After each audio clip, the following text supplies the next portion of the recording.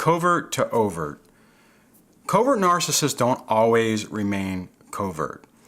So this is something that's a little complicated because if you're dealing with a covert narcissist, and depending on how your relationship ends, you might not understand what you're dealing with. And you might expect them to basically remain the same, passive aggressive, not really in your face with what they're trying to do.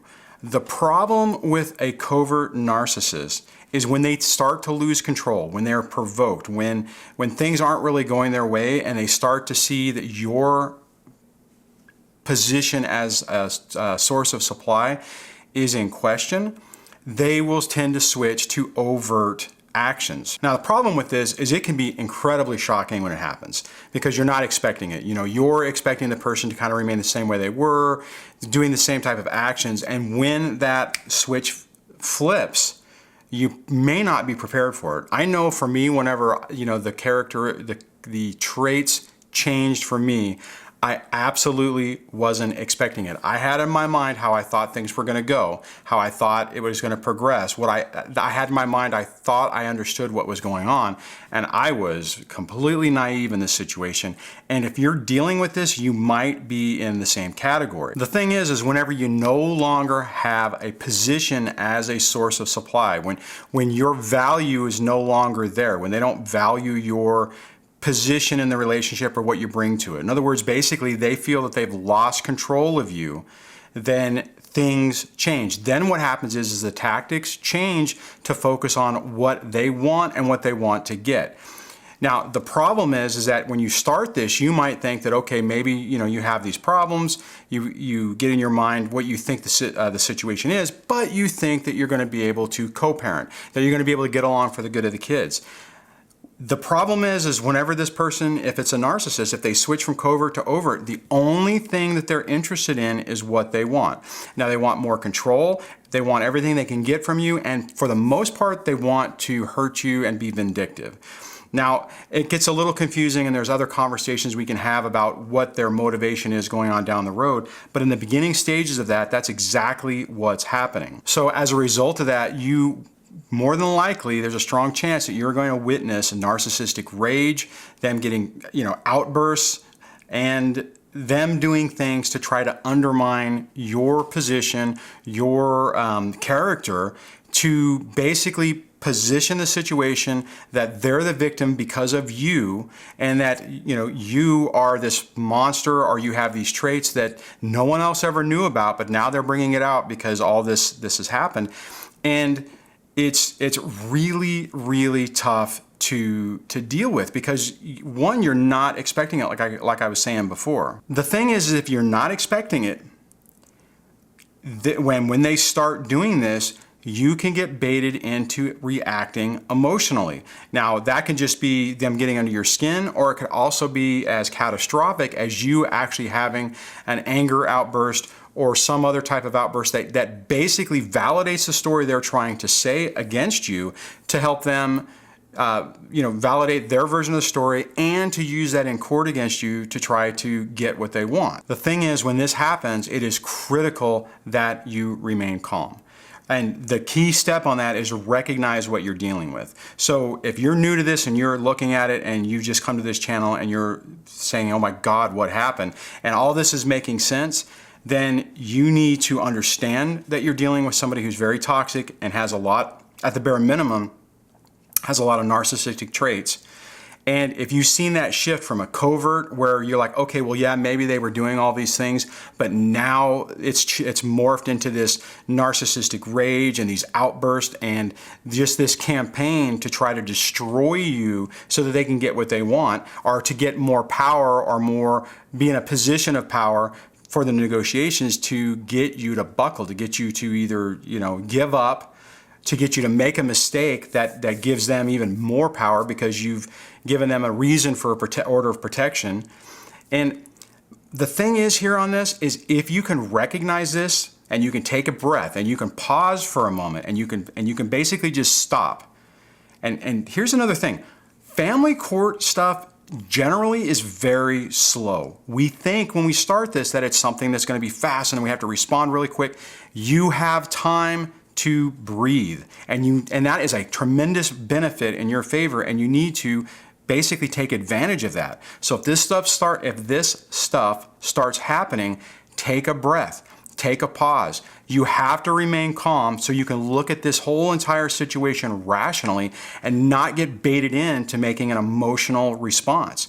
Now, I get that it is incredibly tough. And if you're dealing in a situation where you're being attacked from your ex, from their friends, from basically those surrogates and flying monkeys, it can feel overwhelming. But one thing I will tell you is you're probably, if you're talking to an attorney right now, you're probably getting the advice that it's not as bad as you think and you need to relax or calm down. Now, I know when my attorney said that to me, it didn't make me feel any better because I felt that I was being attacked. I felt that my entire future, my career, potentially even my freedom was at risk. And that is a very scary thing. But he was right. He didn't explain it in the right way and didn't make me understand, but realistically, and part of that is the whole court thing, and lawyers and stuff, they're all, they're trying to make money, and unfortunately conflict helps their underlying, it helps their business, right? So, but you have to take that breath, remain calm, learn about what your opponent in this case is actually doing, what their motivation is, what the tactics they're going to use. Once you understand it, then you can start to mitigate it. You can, one, make sure that it doesn't control your emotions and doesn't get you completely upset, because that is the number one thing that will undermine everything all of us are trying to do, even with our court case and with our relationship with our kids. And the second part about that is understanding that just because they're saying stuff or they're doing stuff doesn't make it true. I get it. The problem with the issue on this is when they start doing this, you're still in the beginning stages of this, so it's incredibly painful. You have somebody who you trusted, who you loved, who you thought loved you, who now is basically demonstrating to your face that they will do anything and everything in their power to get what they want. And undermining you is a big part of that. But here's the trick, the secret on this is if you don't react to their provocation, if you don't react to their rages and their smear campaigns, they're ineffective. Yeah, they'll get some people to believe what they're saying, but courts already understand, lawyers and judges and the family law system understands that all this is a bunch of smoke and mirrors, right? So if you can remain calm and let the other person basically implode on themselves or come across as the unreasonable person, it really helps you out. If you're starting out on this, I would highly recommend you check out the interview I did with Cordell on Cordell. It's a lot of great information on how to approach these toxic type situations when you think that you're probably dealing with a narcissist, to keep you in a better position and to mitigate what they're trying to do and the tactics they're trying to use. Now, there are some things that they can do, and if we take that bait and we fall victim to what they're trying to do, it really hurts us. So getting a handle on this early on, at the beginning stages of this, is really critical to basically help you build a good foundation for going forward. Now, you're going to have to deal with all the gaslighting and basically all the provocation and everything they're going to try to do to get under your skin. They're going to do it directly at you. They're going to use your friends to do it. They'll use your kids to do it. They will use everything in their power to try to perpetuate that. If you understand that, if you know that that's what's happening, the impact or the level of impact or the level of effectiveness that they have goes down tremendously. I really wish that I would have had this understanding and this epiphany early on in this, in the beginning stages of this, because I was completely an emotional wreck going through this, trying to understand what happened, what was going on, why it was happening, and what the motivation was. The motivation is incredibly simple. They are focused on what they want.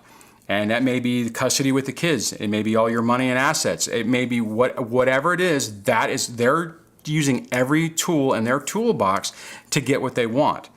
They don't have empathy, they don't have remorse, they don't have guilt. They're not going to sit there and think, well, you worked you worked on the house and you put it all together, so, yeah, you should probably keep the house. They're not going to look at it. Same thing with money or business. It's not going to matter. Even your relationship with your kids, they will justify that you weren't really around, you weren't really involved, you were not attentive, you were whatever. They will come up with whatever excuse they need to validate in their own mind and to everyone else that will listen that you are the bad person, they're the good person, and that they should get everything, and that they are entitled to it and that they deserve it. Now, I know in the early stages of this, the word entitled and deserve and all that stuff can be really triggering, but it's important to understand what their thought process is. Because if you understand that, you can mitigate, like I said before, what they're trying to do and basically regain some of your own control on the situation. Are you going to get everything you want? Probably not. If they're saying they want full custody, then you should have no custody. Unless you've done something to really validate that, and you can follow this advice from the beginning.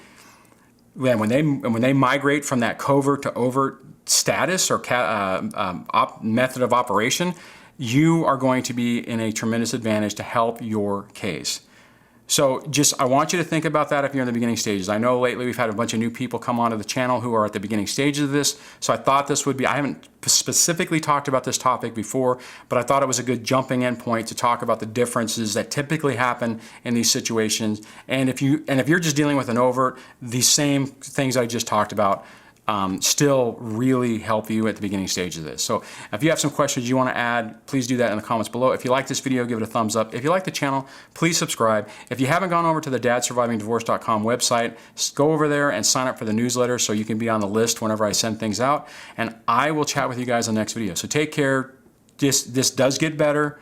Don't, take some deep breaths, understand what you're dealing with, and realize that this is not going to dominate the rest of your life. You are going to be able to get through this. You will get your life back, and you'll get your sanity back, and you'll get the chaos out of your life.